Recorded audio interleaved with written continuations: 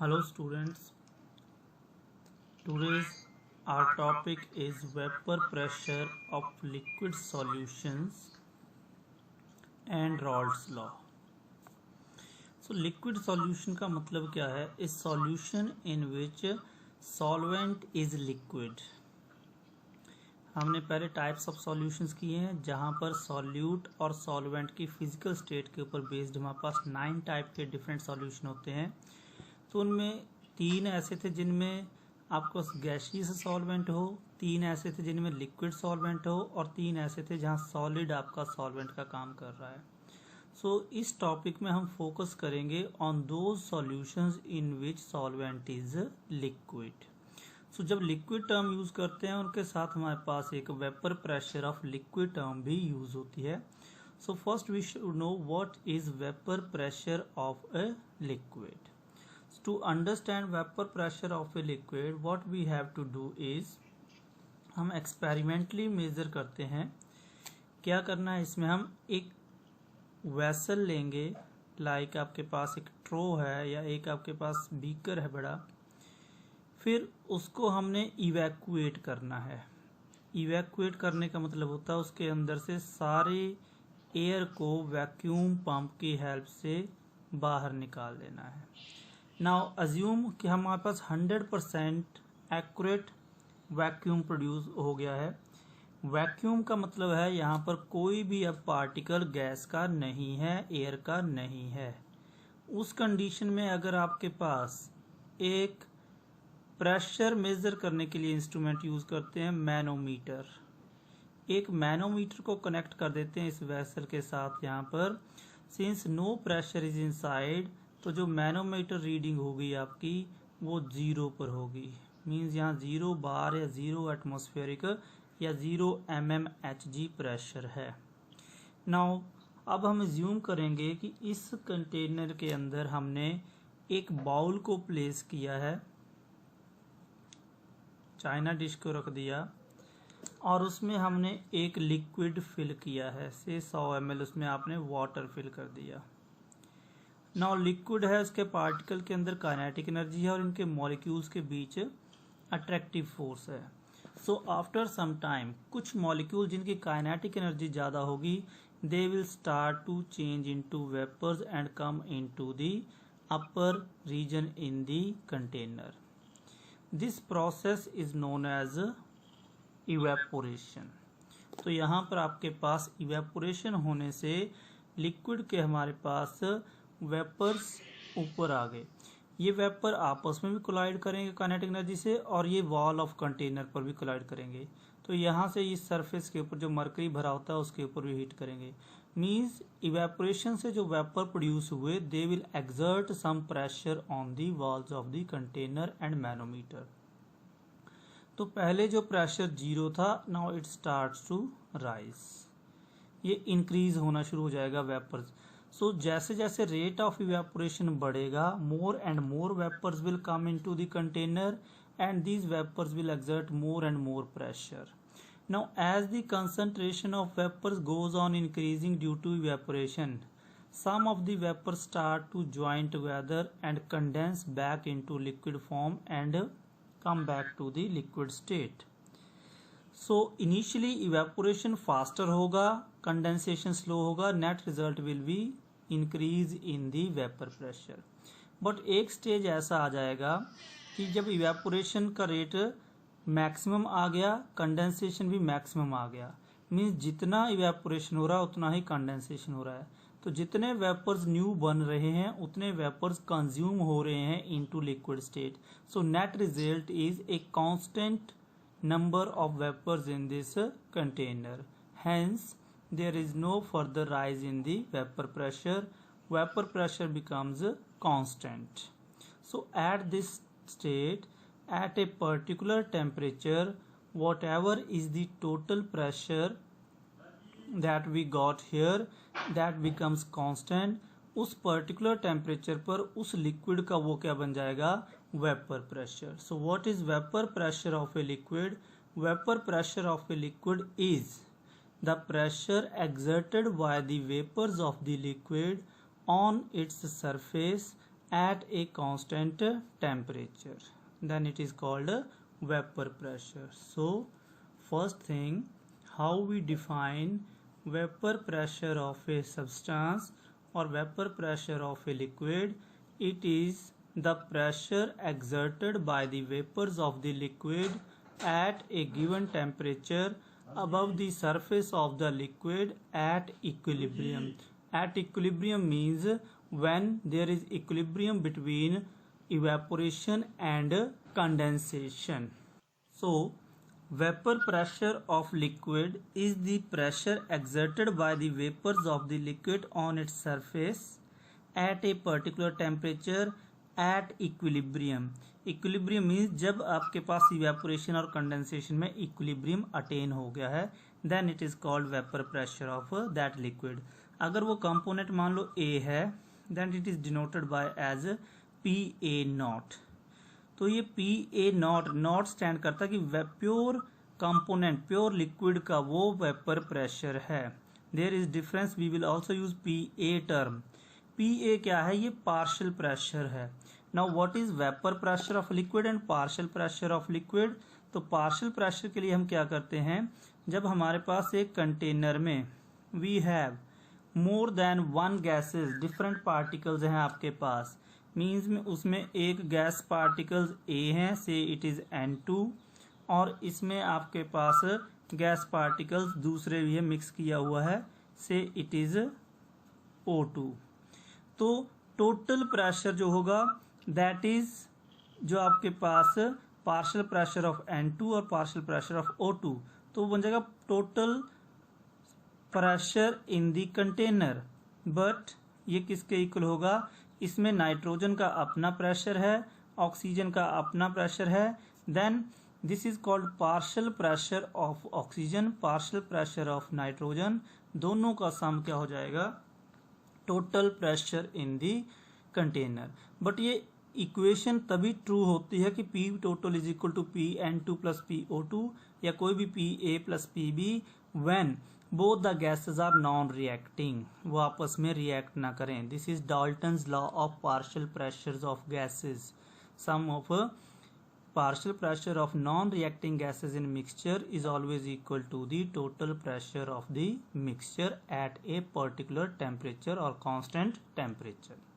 तो यहाँ पर partial pressure का भी यूज करेंगे PA term. When a substance, when a liquid is in pure state, is in a mixture and its vapor are contributing to the total pressure. So the vapor pressure of that particular molecules of that particular component is called partial pressure. And PA naught जो vapor pressure of liquid क्या है? It is the vapor pressure of pure component, means कोई और उसमें mix ना हो, substance या liquid जो है आपका वो pure होना चाहिए. So now we understood what is vapor pressure of liquid, what is partial pressure of liquid. Now we will see that what happens when we are using it in case of liquid solutions. So we can come to know here from Raoult's law also we have to cover. Raoult's law हम तीन वे में पढ़ेंगे. एक हमारे पास single component के लिए, single liquid के लिए सिंगल कंपोनेंट. दूसरा हम जब सॉल्यूशन बनाते हैं लिक्विड का, मीन्स दोनों ही सॉल्यूट और सॉल्वेंट वोलाटाइल हों. और थर्ड हम करेंगे जब हमारे पास सॉल्यूशन है एक नॉन वोलाटाइल सॉलिड सॉल्यूट का लिक्विड में, सॉल्वेंट में, तो आपके पास हमारे पास रहेगा. Now what does Raoult's law states? हमारा सेकंड जो टॉपिक यहाँ से शुरू हो रहा है, ये राल्ट्स लॉ क्या है? What is the statement of Raoult's law? तो राल्ट्स लॉ में भी सेम जो एक रिलेशनशिप स्टडी किया गया, जैसे कि हेनरी ने स्टडी किया था, गैस को डिसॉल्व करने पर लिक्विड में जो सॉल्यूशन बनता है, उसने क्या लिखा था हेनरी ने? Henry said that partial pressure of that gas above the surface of the solution is equal to KH times XA, means to say Henry's constant multiplied by XA. यहाँ जो हेनरी कांस्टेंट है ये nature of gas, solvent और temperature पर depend करता है. इसकी value को एक्सपेरिमेंटली कैलकुलेट किया जाता है. नाउ राल्ट ने क्या किया, उसने सॉल्यूट और जो है वो गैस ना लेकर लिक्विड और सॉलिड को यूज करके एक और लॉ दिया। तो रॉल्ट का लॉ क्या कहता है, ये था आपके पास हेनरीज लॉ जो हमने पहले किया है प्रीवियस क्लास में। नाउ रॉल्ट्स लॉ क्या कहता है, रॉल्ट्स लॉ से दैट कि अगर आपके पास 2 लिक्विड 3 लिक्विड या 4 लिक्विड डिफरेंट उनका एक मिक्सचर है जिसमें टोटल जो आपके पास उसके वेपर्स बनेंगे तो सभी लिक्विड के आएंगे, उस मिक्सचर में हर एक इंडिविजुअल वेपर जो नेचर हैं उनका अपना पार्शियल प्रेशर होगा। तो हर एक जो कंपोनेंट है उसमें ए बी सी जितने भी आपने डाले हैं हर कंपोनेंट का जो अपना पार्शियल प्रेशर है that is equal to product of its vapour pressure and mole fraction in the solution. Once again, partial pressure of any component in a submixture of liquids is equal to product of, multiply करना है मतलब vapour pressure क्या होता था, pure component का vapour pressure जो होता है, सो vapour pressure of pure component multiplied by it's mole fraction in the solution. So clear है यहाँ पर PA0 तो कांस्टेंट होता है, हर एक लिक्विड का पर्टिकुलर टेम्परेचर पर PA0 एक कांस्टेंट वैल्यू है एंड मोल फ्रैक्शन जो है वो वेरी करता है कंसंट्रेशन ऑफ सॉल्यूशन से। सो जो पार्शियल प्रेशर है वो दोनों के ही डायरेक्टली प्रोपोर्शनल है। अगर PA0 मींस वेपर प्रेशर किसी कंपोनेंट का ज़्यादा है तो अगर आपके पास मान लो 2 कंपोनेंट है A और B, ए का जो पार्शियल वेपर प्रेशर होगा प्योर का वो PA0 और बी का जो होगा वो PB0। ना यहाँ से क्या इन्फॉर्मेशन हमें मिलती है इनकी वैल्यू से कि अगर PA0 आपका ग्रेटर देन PB0 है और PA0 अगर लेसर देन PB0 है तो इसका मतलब है सेम टेम्परेचर पर जिस लिक्विड का वेपर प्रेशर ज़्यादा है वो ज़्यादा वोलाटाइल है, उसके वेपर्स इजीली बनते हैं, उसमें अट्रैक्टिव फोर्सेस वीक हैं। तो यहाँ पर अगर PA0 is more than PB0 it means A जो कंपोनेंट है उसके पार्टिकल के बीच अट्रैक्टिव फोर्स कम है, बी में ज़्यादा है। और we can in other way say A is more volatile than B, A is more volatile. और अगर हम कहें कि PA0 is less then B PB0 इसका मतलब क्या हुआ, B इज मोर वोलाटाइल और इसके वेपर इजिली बन रहे हैं, ये इजिली इवेपोरेट होगा, ज़्यादा वेपोरेट होगा at the same temperature. So this is for a particular component in a solution. अगर आपको मान लो किसी का वेपर प्रेशर दिया है और मोल फ्रैक्शन दिया है आप उसका पार्शियल प्रेशर निकाल सकते हैं, और अगर आपको उसका जो आपके पार्शियल प्रेशर दिया है तो मोल फ्रैक्शन क्या आ जाएगा, PA/PA0। So it is for one component in a mixture। First form 3 forms बताने हैं आपको टोटल रॉल्ट्स लॉ के। तो ऐसे भी न्यूमेरिकल्स आ जाते हैं कि मिक्सचर में आपको एक कंपोनेंट का पार्शियल प्रेशर दिया है तो मोल फ्रैक्शन फाइंड आउट करने के लिए पूछ लेंगे तो हम ये फार्मूला लगा देंगे। और अगर हमें मोल फ्रैक्शन दिया है, मोल फ्रैक्शन डायरेक्टली ना देकर number of moles of A and B दे देते हैं, सो मोल फ्रैक्शन आप निकाल सकते हैं number of moles of A divided by total number of moles in solution. So you can find out the value from here. So once again, partial pressure is directly proportional to vapor pressure, means more volatile जो component होगा उसका partial pressure भी ज़्यादा होगा। Secondly, it is directly proportional to mole fraction also, that is mole fraction ज़्यादा है तो vapors ज़्यादा बनेंगे और partial pressure भी ज़्यादा होगा। Now यहाँ से comparison भी कर सकते हैं, how will you compare Raoult's law and Henry's law। हम ये भी कह देते हैं कि Raoult's law is a special case of Henry's law. कैसे कहेंगे, हेनरी के लॉ में सॉल्यूट गैस था और सॉल्वेंट को डिसॉल्व किया, उसमें लिक्विड में डिसॉल्व किया था। यहाँ पर लिक्विड को लिक्विड में डिसॉल्व कर रहे हैं या सॉलिड को लिक्विड में कर रहे हैं। वहाँ पर KH जो है they differ only. See here Henry's law also says partial pressure is directly proportional to mole fraction and Raoult's law also says partial pressure is directly proportional to mole fraction। Difference क्या है दोनों में, difference in the constant. तो ये जो KH की value है यहाँ पर इट इज फॉर दी ये जो वैल्यू आती है ये नेचर ऑफ गैस से डिपेंड, मीन्स सॉल्यूट की वैल्यू है ये। और यहाँ पर अगर हम कंपेयर करें तो ये सॉल्वेंट की वैल्यू है PA0, प्योर लिक्विड का वेपर प्रेशर। और यहाँ हम करते हैं गैस की सॉल्युबिलिटी, जो M डायरेक्टली प्रोपोर्शनल टू हम फाइंड आउट करते हैं पार्शियल प्रेशर। तो यहाँ पर गैस की अमाउंट है एक पर्टिकुलर टेम्परेचर पर जो डिसॉल्व होती है इन सॉल्यूशन। तो ये एक्सपेरिमेंटली कैलकुलेट होता है। PA0 क्या है? Vapour pressure of pure liquid. So दोनों में डिफरेंस क्या है? सिमिलैरिटी आ गई। Both says that partial pressure of component is directly proportional to mole fraction in solution. और डिफरेंस क्या है? प्रोपोर्शनैलिटी कांस्टेंट जो हेनरी कांस्टेंट है वो उसको एक्सपेरिमेंटली कैलकुलेट करते हैं। ये गैस को फोकस में करते हैं कि गैस की सॉल्युबिलिटी मेजर करते हैं अंडर स्टैंडर्ड कंडीशंस। और जो हमारे पास PA0 है, it is vapour pressure of pure component. This is the difference between Raoult law and Henry's law.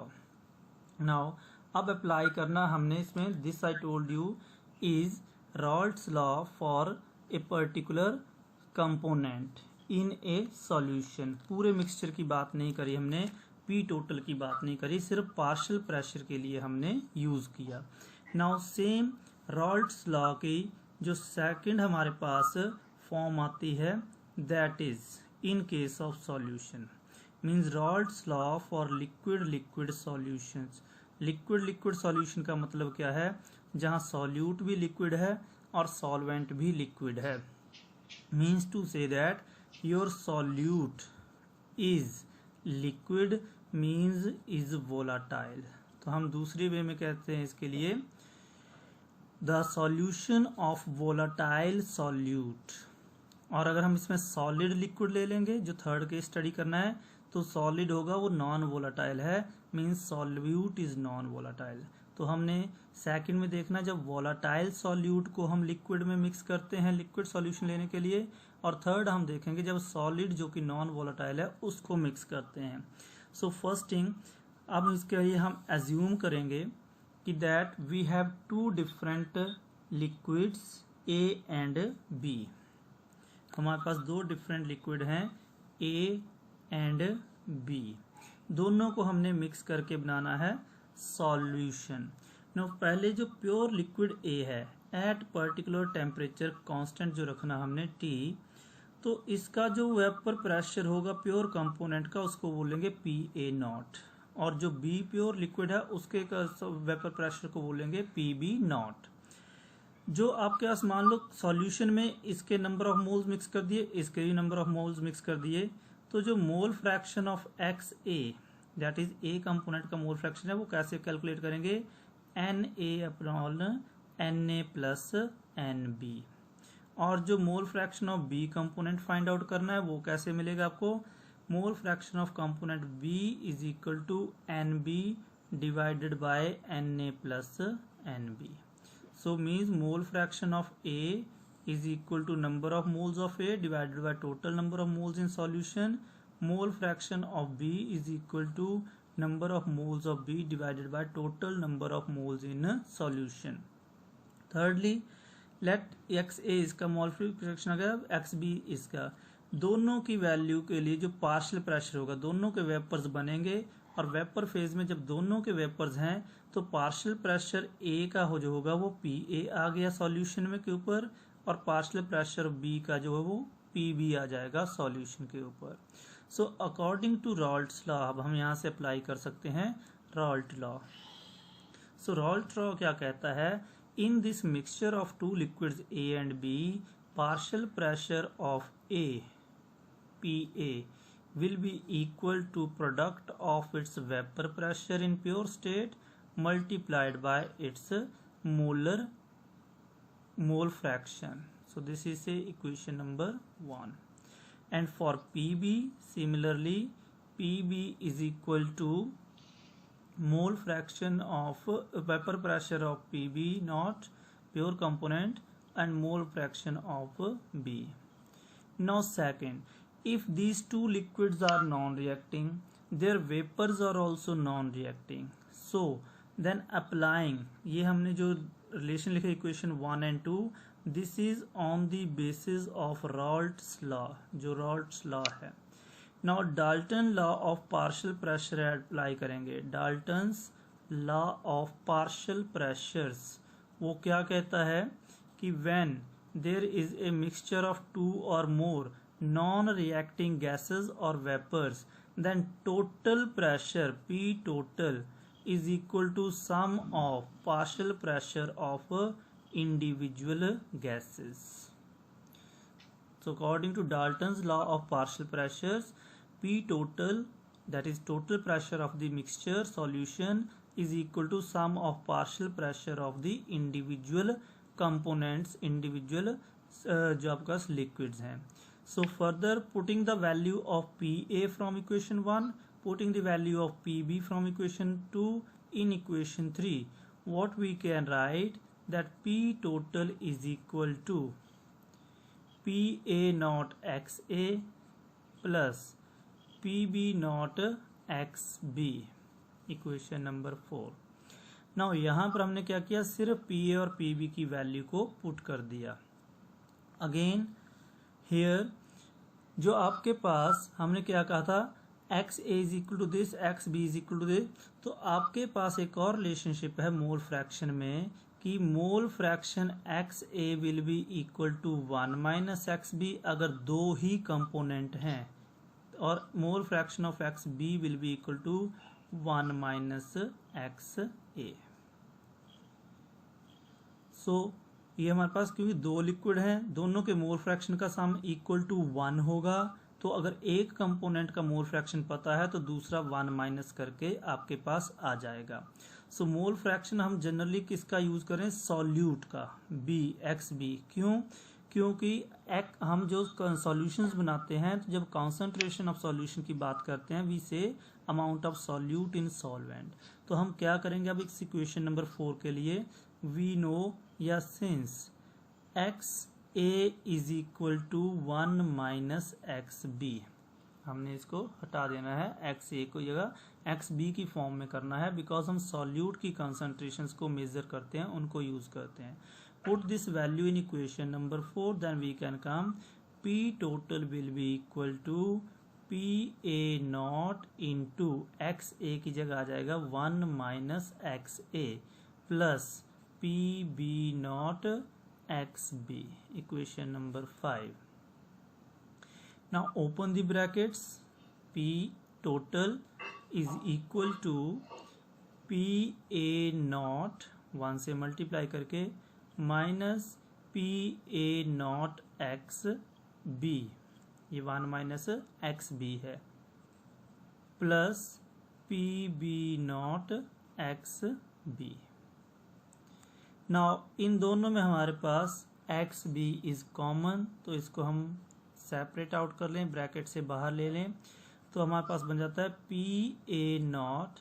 Now अगर मैं प्लस बी एक्स बी निकालता हूं तो माइनस पी ए नॉट बचेगा यहाँ पर, और अगर मैं माइनस निकालता हूं तो यहाँ पर प्लस बचेगा। हम दोनों वे में लिख लेते हैं। पहले मान लो हमने एक्स बी निकाला पॉजिटिव, तो प्लस बाहर गया है, ये minus P A not plus P B naught होगा, तो मैं प्लस की टर्म पहले लिख दूं तो बन जाएगा P B not minus P A not.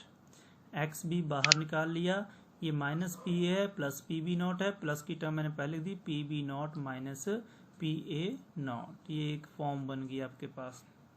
दूसरा P total is equal to P A not. अब मैंने इसमें से एक्स, अच्छा इसको हम ऐसे भी लिख सकते हैं P A not plus P B not minus P A not into X B. Same equation है, कोई डिफरेंस नहीं है, सिर्फ मैंने एक्स बी को साइड बाद में रख दिया। नाउ अनदर वे, हमने माइनस को बाहर निकालना है तो बचेगा माइनस, अब पी ए नॉट पॉजिटिव हो जाएगा क्योंकि माइनस बाहर निकाल दिया, और प्लस में से माइनस चला गया तो पी बी नॉट यहाँ पर आ जाएगा X B. So whichever you find comfortable, आप कोई भी फॉर्म यूज कर सकते हैं। हम यहाँ पर कॉमनली जो यूज करते हैं that is this form 7, P total for solution of 2 liquids is equal to इसे पी टोटल भी कह सकते हैं, पी सॉल्यूशन भी कह सकते हैं, pressure of solution. P total is equal to P A not plus P B not minus P A not X B. So this is your Raoult's law equation for liquid solution, या for a liquid solution of having volatile liquid या volatile solute in it।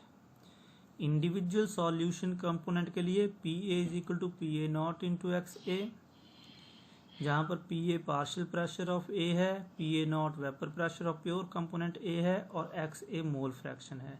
और जब हमने दो liquid को mix कर दिया है तो हमारे पास इक्वेशन आ जाती है P total is equal to P A not plus P B not minus P A not X B. So ये हमारे पास डेरिवेशन आ गई Raoult's law for liquid solutions. Now साथ में हम इसमें करेंगे हाउ द कंसंट्रेशन और mole fraction of components is affecting it। along with that we also have to do कि हमने इसको ग्राफिकली कैसे पढ़ना है, साथ में हम इसको कैसे रिलेट करते हैं वेपर फेज में भी। Now first graphical representation of this Raoult's law. So for that we can see here हमारे पास दो लिक्विड हैं ए और बी, उनको हमने मिक्स करके बना लिया सॉल्यूशन। तो उस सॉल्यूशन को हम ग्राफिकली कैसे रिप्रेजेंट करेंगे, जो आपके पास प्योर कंपोनेंट मान लो ए ही था तो उसका मोल फ्रैक्शन होगा ए का 1। जब प्योर कंपोनेंट होगा तो उसका प्रेशर अगर हम देखेंगे तो वो मैक्सिमम होता है। जब मोल फ्रैक्शन 1 है तो P A is equal to P A naught, pure component के प्रेशर को हम पी ए नॉट से रिप्रेजेंट कर रहे हैं। So here when only component 1A was only there, तो जितना भी प्रेशर था उस सॉल्यूशन का वो यहाँ पर आएगा पी नॉट के इक्वल। ये जो फर्स्ट जो आपके पास लाइन है ये ऑरेंज कलर की, that is representing pressure of component ए, और जो ग्रीन है ये आपके पास प्रेशर ऑफ कंपोनेंट बी, और जो आपके पास ये पिंक कलर में लाइन है that is total pressure of solution. तो जब कंपोनेंट सिर्फ ए है तो जो भी प्रेशर है वो सिर्फ ए कंपोनेंट का है, तो उसे हम बोलते हैं प्योर कंपोनेंट ए का vapour pressure P A not. अब हमने क्या किया, इसमें सॉल्यूट ऐड करना शुरू किया बी, तो बी पहले यहाँ 0 था। Now mole fraction is increasing this way, तो आपके पास एक्स ए का मोल फ्रैक्शन कम होता जाएगा, क्योंकि हम सॉल्यूट की बात कर रहे हैं, उसका मोल फ्रैक्शन बढ़ा रहे हैं। तो टोटल वो मोल फ्रैक्शन 1 होता है, तो एक कंपोनेंट का मोल फ्रैक्शन इंक्रीज कर रहा है तो दूसरे का नेचुरली डिक्रीज करेगा। So as you are going to add B component जो हमारे पास सॉल्यूट है, तो हमारे पास प्रेशर जो पी ए का है वो कम होता जाएगा, because according to Raoult's law P A is equal to P A not X A, और एक्स ए कम हो रहा है क्योंकि मोल फ्रैक्शन सॉल्यूट का इंक्रीज कर रहे हैं। सो ये पी ए कम होते होते यहाँ पर 0 कब आएगा, जब आपके पास सिर्फ कंपोनेंट बी रह गया सॉल्यूशन में, ए का मोल फ्रैक्शन 0, जब यहाँ 0 पुट करेंगे तो पी ए ऑल्सो 0, मीन्स इस कंडीशन में जब सॉल्यूशन में सिर्फ कंपोनेंट बी है, ए का जो पार्शियल प्रेशर है वो 0 लाइन पर आ जाएगा और बी का मैक्सिमम होगा। तो जितना भी सॉल्यूशन का जो वेपर प्रेशर होगा इस कंडीशन में, that will be equal to vapour pressure of pure component B. तो ये हम कैसे ग्राफिकली रीड करते हैं कि हम प्योर कंपोनेंट ए है तो उसका मैक्सिमम सॉल्यूशन वेपर प्रेशर पूरे सॉल्यूशन का ही उसके वेपर प्रेशर के इक्वल होगा, बट जैसे जैसे हम सॉल्यूट की कंसंट्रेशन बढ़ाएंगे, मोल फ्रैक्शन बढ़ाएंगे, सॉल्वेंट जो है हमारे पास ए उसका मोल फ्रैक्शन कम होता जाएगा। जब लास्ट में हमारे पास सॉल्वेंट 0 है, सिर्फ सॉल्यूट है लिक्विड जो है सेकंड वाला, तो जो सॉल्यूशन का वेपर प्रेशर होगा वो बी के इक्वल रह जाएगा, क्योंकि सॉल्यूशन है ही नहीं, वो सिर्फ कंपोनेंट बी है। सो ये हमारे पास पी ए का ग्राफ लाइन बनेगा। पी बी का जैसे मोल फ्रैक्शन बढ़ता जा रहा है तो पी बी की वैल्यू भी इंक्रीज करती जाएगी up to this maximum level. एक और चीज यहाँ से क्या क्लियर हो रही है कि at same temperature P A not is lesser than P B naught. तो जब हमारे पास पी ए नॉट लेसर है यहाँ पर पी बी नॉट, जो कि ग्राफ लाइन में क्लियरली दिख रहा है। तो इसका मतलब क्या हुआ कि B इज मोर वोलाटाइल, और जब आप मोर वोलाटाइल लिक्विड को डालते हैं तो सॉल्यूशन का प्रेशर इंक्रीज ही करेगा, क्योंकि मोर वोलाटाइल कंपोनेंट की रेशियो बढ़ रही है, उसका मोल फ्रैक्शन बढ़ रहा है, तो नंबर ऑफ वेपर्स भी इंक्रीज करेगा और हमारे पास सॉल्यूशन का प्रेशर भी इंक्रीज करता जाता है। इसका अपोजिट केस अगर हम एज्यूम करें कि ये जो ग्राफ है हमारे पास, यहाँ पर भी XA प्योर सॉल्वेंट 1, XA यहाँ 0 हो गया, XB प्योर जो आपके पास सॉल्यूट है वो 0, यहाँ XB pure solute equal to 1। तो उस केस में आपके पास जो है vapour pressure PA naught pure component का है, PB नॉट प्योर सॉल्यूट का है, ये प्योर सॉल्वेंट का है। तो यहाँ से क्या दिख रहा है हमें, PA naught is at higher position, PB naught is less, means PA naught is हमारे पास यहाँ पर ग्रेटर है। इस केस में क्या था, ऊपर वाले केस में आपके पास PA was lesser, PB was more, तो जिसका वेपर प्रेशर ज़्यादा था वो मोर वोलेटाइल है, PA was less, PA naught less था, PB नॉट ज़्यादा था। अब हमारे पास दूसरा केस में PA naught is more than PB naught, इसका मीनिंग क्या हो गया, तो कि जो हमारे पास A सॉल्वेंट है वो ज़्यादा वोलाटाइल है और जो B है वो लेस वोलाटाइल है। तो आप इसमें एक लेस वोलाटाइल लिक्विड को एज सॉल्यूट ऐड कर रहे हैं, तो लेस वोलाटाइल होने की वजह से वेपर का नंबर कम होगा और प्रेशर भी कम होगा। मीन्स सॉल्यूशन का प्रेशर जो है वो जैसे जैसे मोल फ्रैक्शन B जो लेस वोलाटाइल है इंक्रीज करेगा, सॉल्यूशन का वेपर प्रेशर जो सॉल्यूशन का टोटल प्रेशर है वो भी डिक्रीज करेगा। सो आपके पास अगर एक सॉल्वेंट A दिया है जिसका अपना वेपर प्रेशर PA नॉट है, how the vapour pressure of total vapour pressure of the solution will change on adding the solute B liquid which is also volatile, वो डिपेंड करेगा कि वो सॉल्यूशन का प्रेशर इंक्रीज करेगा या फिर वो डिक्रीज करेगा। अगर B कंपोनेंट मोर वोलाटाइल डाल रहे हैं तो सॉल्यूशन का ओवरऑल प्रेशर इंक्रीज करता जाएगा वोलाटाइल नेचर ज़्यादा होने की वजह से, और अगर आप B वोलाटाइल लेस है मीन्स उसका PB नॉट लेस है PA नॉट से, तो उस केस में सॉल्यूशन का वेपर प्रेशर भी कम होता जाएगा।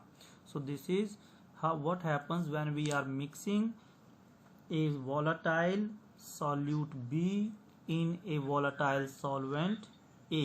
सो उनका ओवरऑल हम जो प्रेशर फाइंड आउट कर सकते हैं दैट इज बाय इक्वेशन कि P total is equal to PA naught plus PB naught minus PA into XB। तो यहाँ पर XB के ऊपर डिपेंड करेगा आपका, PA नॉट फिक्स्ड है, कांस्टेंट है प्योर कंपोनेंट A का, PB नॉट भी कांस्टेंट है। वेरिएबल कौन सा यहाँ पर, सिर्फ XB mole fraction of solute, और मोल फ्रैक्शन ऑफ सॉल्यूट का मतलब है कॉन्सेंट्रेशन ऑफ द सॉल्यूशन। ना मोल फ्रैक्शन ऑफ XB से क्या P टोटल बढ़ेगा या कम होगा, वो डिपेंड करेगा volatile nature of solute B। अगर B मोर वोलाटाइल है, PB नॉट मोर है PA नॉट से, तो P टोटल इंक्रीज करेगा। अगर B is less volatile means PB naught is less than PA naught, then volatile solvent जो है इसका P नॉट कम होगा। यहाँ से क्लियर हो जाएगा PB not more, this term will be positive, तो सॉल्यूशन पॉजिटिव ग्राफ आएगा। PB नॉट लेस, ये टर्म आपका नेगेटिव हो जाएगा, सो इससे नेगेटिव टर्म मीन्स माइनस करना पड़ेगा, ग्राफ आपका डाउनवर्ड डायरेक्शन में जाएगा। This way also you need to understand the Raoult's law. Now another concept linked to this Raoult's law of liquid solution is, liquid solution से एक और concept है जिसके न्यूमेरिकल्स आते हैं, वो क्या है कि आपने डिस्कस तो कर लिया यहाँ पर कि जो आपके पास सॉल्यूशन बनाया हमने A और B को मिक्स करके, उसके लिए हम फाइंड आउट कर सकते हैं P total by using the equation that we derived just now, PA naught plus PB naught minus PA naught into XB। But यहाँ पर एक और चीज़ है, जो मोल फ्रैक्शन हम हेनरी लॉ अगर इसमें ले आए जिसका मोल फ्रैक्शन ज़्यादा होगा इन लिक्विड फेज एक्स और एक्स बी में से, उसका गैसियस स्टेट में भी जो है मोल फ्रैक्शन ज़्यादा होगा। तो हमने एक्स ए मान लिया mole fraction of A in solution, X B मान लिया mole fraction of B in solution. तो जब ये वेपराइज फॉर्म में जाएंगे, depending on their volatile nature, इनका डिफरेंट एंड मोल फ्रैक्शन, क्योंकि P A naught P B naught पर भी डिपेंड करेगा, X A X B naught पर भी डिपेंड करेगा इसका पी ए और पी बी। तो वेपर फेज में भी जो इनका एक रेशो होगा मोल्स का, उसको अगर हम बोल दें mole fraction in vapour phase Y A and Y B, Y A mole fraction in vapour phase, Y B mole fraction in vapour phase of component of B in vapour phase.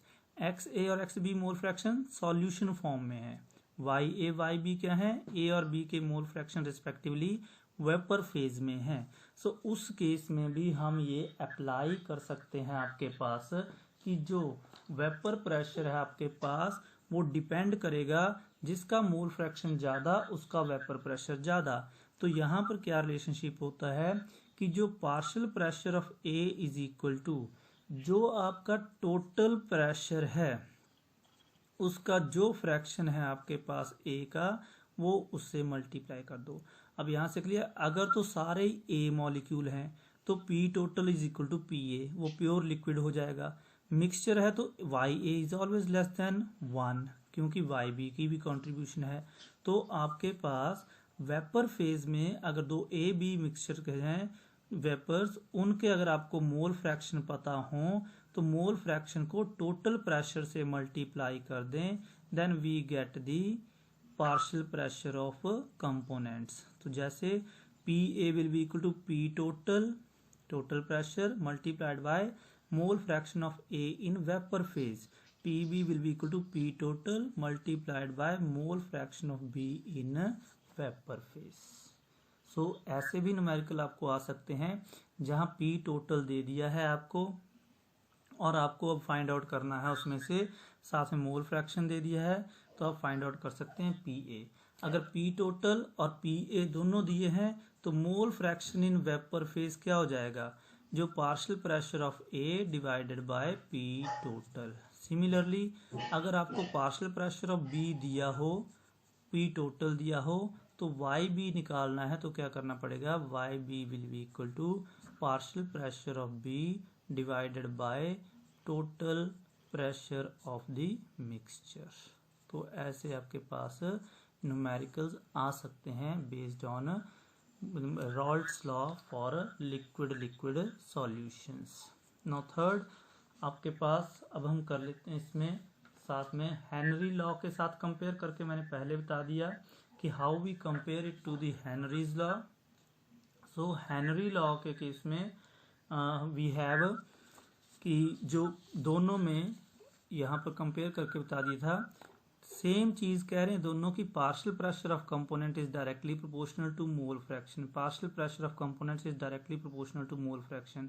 Difference क्या है, Henry law में हमने gas को solute लिया था liquid में, तो जो हेनरी कांस्टेंट यूज करते हैं वो गैस की सॉल्युबिलिटी है, जो डिपेंड करती है nature of solvent, nature of gas and temperature पर। हम इसको एक्सपेरिमेंटली मेजर करते हैं। तो अगर पूछे what is Henrys constant, it is solubility of the gas at standard या गिवन कंडीशंस, जो एक्सपेरिमेंट हम कर रहे हैं जहां पर। तो हर गैस की एक टेम्परेचर की, नेचर ऑफ लिक्विड और जो आपका सॉल्वेंट है दिया हो, हर कंपोनेंट हर गैस की एक पर्टिकुलर वैल्यू होगी, जिसे दैट इज कॉल्ड KH। और जो हमारे पास in case of Raoult's law क्या है constant, it is equal to the vapour pressure of the pure component, जिसका हम यूज कर रहे हैं सॉल्यूशन में। अब हमने करना है आगे जो टॉपिक है इससे related, one is ideal and non ideal solution and deviation from the ideal and non ideal solution. Secondly we have also Raoult's law for solid solute या non volatile solute is added to liquid solution. तो हम पहले derivation कर लेते हैं, then we will see the deviations in case of liquid liquid solutions. So once again we will consider कि हमने एक सॉल्वेंट लिया, लिक्विड लिया A और उसमें ऐड किया B solute. So means to say A is your solvent and B is solute. Now पहले भी हमने यही चीज़ ली थी, वहाँ डिफरेंस क्या है और यहाँ पर, वहाँ पर हमने कहा था B इज वोलाटाइल, वो लिक्विड था. अब यहाँ पर हमने लिया है सॉलिड सॉल्यूट, जैसे नमक है आपके पास. So solute is your solid. So in case हमारे पास मान लो जो हमने मोल फ्रैक्शन A का XA है, mole fraction of B XB है, और यहाँ पर इसका वेपर प्रेशर जो है वो PA0 है, इसका वेपर प्रेशर PB0 है. बट मैं बता दूं ये सॉलिड है, तो सॉलिड जनरली वेपराइज नहीं होते हैं, तो ये जनरली इक्वल टू 0 है. फिर आपके पास partial pressure of PA and partial pressure of PB. तो नेचुरली सॉलिड है तो इसका पार्शियल प्रेशर भी क्या होगा, 0 होगा. सॉलिड है, नॉन वोलाटाइल है. नाउ इससे होता क्या है, हमारे पास आपके पास एक कंटेनर है जिसमें कंपोनेंट A आपने रखा है, इसको ऊपर से कवर कर दिया है. इवेपोरेशन और कंडेंसेशन में इक्विलिब्रियम अटेन हो गया है. उस कंडीशन में इसका प्योर कंपोनेंट का जो PA0 है वो इसका वो वेपर प्रेशर है. सेम चीज़ आपने अब कंसीडर करनी है, बट नाउ वो प्योर कंपोनेंट नहीं है, उसमें आपने नमक या कोई और नॉन वोलाटाइल सॉलिड जो है वो डिसॉल्व कर दिया है. नाउ इवेपोरेशन एक सरफेस के फिनोमेना है, तो सरफेस के कुछ एरिया को अब नॉन वोलाटाइल पार्टिकल्स ने कवर कर लिया, जिसकी वजह से रेट ऑफ इवेपोरेशन कम होगा, नंबर ऑफ वेपर्स भी कम होगा. अब ये बन जाएगा PS मीन या P total means pressure of solution. तो naturally it will be lesser. क्यों? सरफेस फिनोमेना है इवेपोरेशन, और सरफेस पे जो नॉन वोलाटाइल जो आपके पास कंपोनेंट है that will reduce the rate of evaporation. तो मेरा कहने का मतलब है कि जब भी हम नॉन वोलाटाइल सॉलिड को सॉल्वेंट में डिसॉल्व करते हैं तो सॉल्यूशन का जो प्रेशर होगा इसके ऊपर वेपर्स का, that is always less then pure component का जो वेपर प्रेशर है. PA0 is always greater than PS. तो अगर कोई पूछे why vapour pressure of solution of salt in water is less then that of pure water, salt is non volatile solute, its particle occupies surface and reduces the amount of evaporation, hence vapor pressure is also less. इसे हम prove कर सकते हैं Rawls law के according भी. Late assume these two components A and B we have added to make the solution applying Raoult's law. पहले हम Raoult's law apply करेंगे. According to Raoult's law PA will be equal to PA0 XA, equation 1. PB is equal to PB0 XB, equation 2. Applying Dalton's law, जो ये कहता है कि P total या P solution will be equal to partial pressure of individual components PA plus PB. Now putting the value of PA and PB from equation 1 and 2 in equation 3, what can we write? PS is equal to PA0 XA plus PB0 XB. क्या किया मैंने, सिर्फ PA और PB की value third equation में रख दी. Now हमने solute के वे में कन्वर्ट करना. जैसे मैंने पहले कहा हम कॉन्सेंट्रेशन के लिए जनरली सॉल्यूट की अमाउंट लेते हैं सॉल्यूशन में. So we know XA is equal to 1 minus XB. अब हम इस वैल्यू को पुट कर देंगे इन अबव इक्वेशन, तो हमारे पास क्या बन जाएगा, PS is equal to PA0 into 1 minus XB plus PB0 into XB. Now we know that for non-volatile solid solute PB0 is equal to 0. उसका वेपर प्रेशर क्या है, 0 है. तो putting the value of PB0 is equal to 0, what can we write?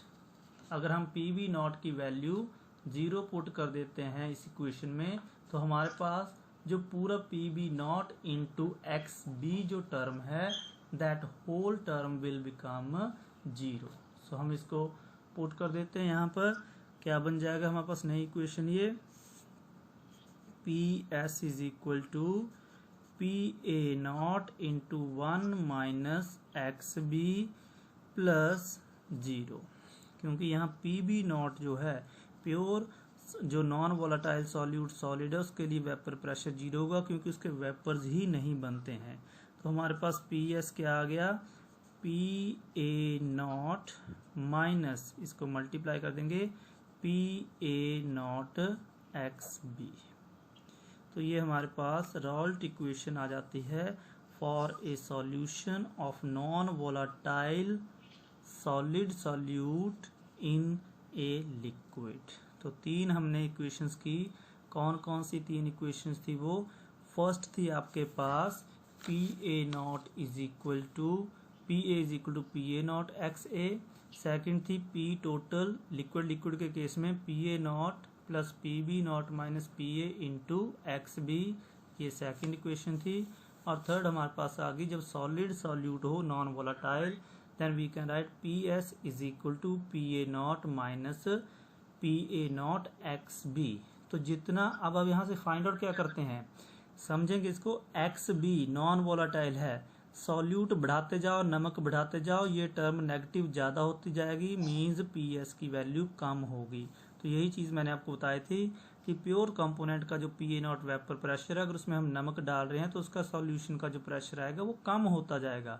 ना जितना आप x B बढ़ाते जाएंगे उतना वो पी ए नॉट से लोअर करता जाएगा इस टर्म को, means we can say vapour pressure of solution is inversely proportional to the mole fraction of solute। now हम सोचते हैं इसका प्रैक्टिकल एप्लीकेशन क्या है। तो I want to share one experience कि एक बार एक ऑटो के ड्राइवर ने मेरे को बताया कि कैरोसिन ऑयल कम मिल रहा था, अवेलेबल था, तो वो लोग क्या करते थे, जो नॉर्मल कैरोसिन स्टोव होता है वो पेट्रोल से चलाते हैं उसको। पेट्रोल ईजिली मिल रहा था उन दिनों, कैरोसिन कम सप्लाई हो रही थी। तो मैंने कहा पेट्रोल तो फट सकता है, वो एक्सप्लोड कर सकता है, उसका जो इग्निशन टेम्परेचर कम है वो एकदम से आग पकड़ लेता है। ही टोल्ड मी नहीं, हम उसमें 1 चम्मच नमक डाल देते हैं पेट्रोल में, फिर उसको हम यूज़ करते हैं। नाउ नमक से क्या होगा, नाउ यू कैन अंडरस्टैंड, जो नमक नॉन वोलेटाइल सॉल्यूट है वो पेट्रोल के वेपर प्रेशर को कम कर देता है, कंट्रोल कर देता है। सो this is the application. Secondly आगे हम देखेंगे बहुत से रीजनिंग क्वेश्चन होते हैं। प्योर वाटर का फ्रीजिंग टेम्परेचर जो होगा नमक वाले टेम्परेचर जो है उससे ज़्यादा होता है। नमक वाले पानी को फ्रीज करने के लिए और भी लो टेम्परेचर चाहिए, इसलिए आइसक्रीम वाले आइस में नमक मिक्स करते हैं ताकि उसका फ्रीजिंग टेम्परेचर वो कम कर सके। तो 3 तरह के रॉल्ट्स लॉ को करने के बाद हमारा अब आएगा topic next, ideal solution, non ideal solution, deviation from Raoult's law, negative deviation, positive deviation and azeotrophs. So that we will see next topic.